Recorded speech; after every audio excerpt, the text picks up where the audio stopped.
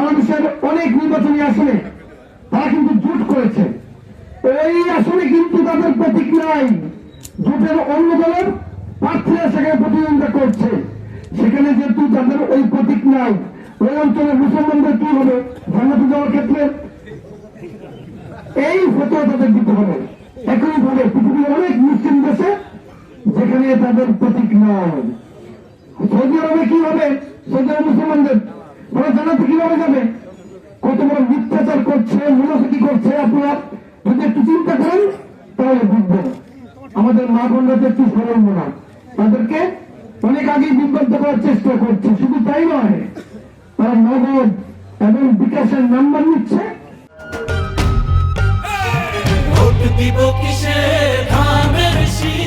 মাদকদের মূল্য নির্ধারণ করতে চায়, অথচ এই দলটির কাছে 71 সালে মাদকদের কোন মূল্যই ছিল না।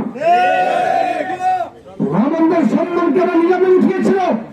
আমাদের কম বয়সী মাদকদেরকে পাকিস্তান হানাদার বাহিনীর হাতে কি তুলে দেয়নি? শুধু তাই নয়, মুক্তিযোদ্ধাদেরকে ওরা পাকিস্তান হানাদার বাহিনীর হাতে তুলে দিয়েছিল হত্যা করার জন্য। আমাদের স্বাধীনতা সার্বভৌমত্বের বিপক্ষে অবস্থান নেওয়া যে দলটি আজকের মাদকদের মূল্য খুচরা টাকা নির্ধারণ করার চেষ্টা করছে এবং তাদের মতামতকে ফিরে নেবার চেষ্টা করছে।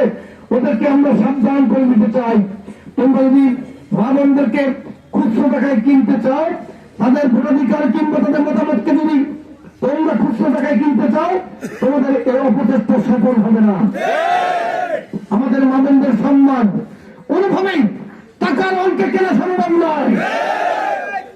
আমরা যেন হুঁশিয়ারি উচ্চারণ করছি, আপনারা আজকে থেকে ওদেরকে ঘরে ঢুকতে দিবেন না।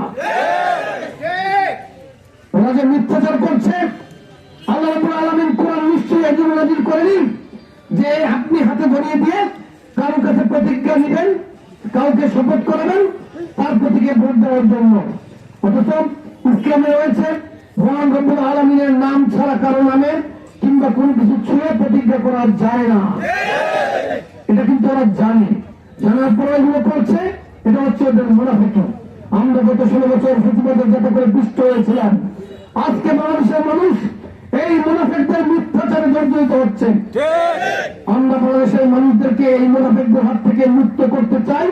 সেজন্য আপনাদেরকে আহ্বান করছি, আগামী 12ই ফেব্রুয়ারি আপনারা ভোট কেন্দ্রে যাবেন, সদল বলে আপনারা নির্বিঘ্নে ভোট দিবেন এবং ধানের শীষ প্রতীককে ভোট দিয়ে বিজয়ী করে সরকার গঠন করার সুযোগ করে দেবেন।